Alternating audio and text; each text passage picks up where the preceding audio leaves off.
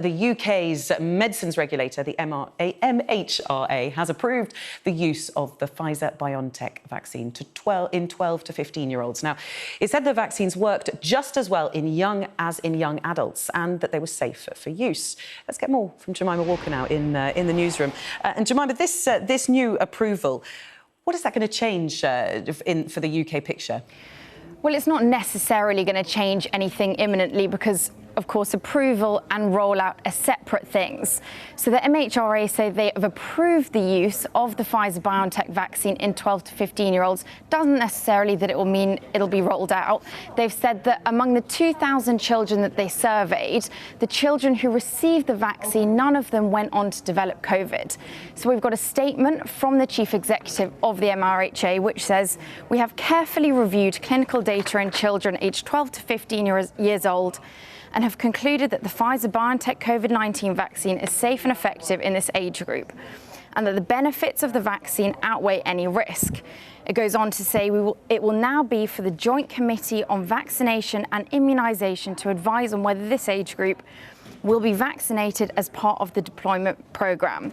So, as with all of these vaccines, it is a delicate and changing balance between the risk and the benefit. We know that young people are at a very low risk of COVID, so what we can extrapolate from that is that this vaccine is safe for 12 to 15-year-olds, not necessarily that we'll see the vaccine in their arms anytime soon.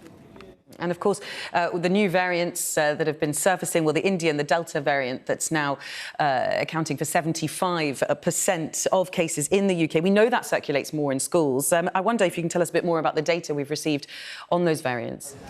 Yes, so we've just received some new data from the Office for National Statistics, and it is not very positive, these numbers. So what we know that in the week ending May 29th, in England, 1 in 640 people tested positive for COVID. Now, that is up significantly from the week before when we saw 1 in 1,020 people testing positive for COVID. We can go through the nation. Scotland, 1 in every 680 people have tested positive.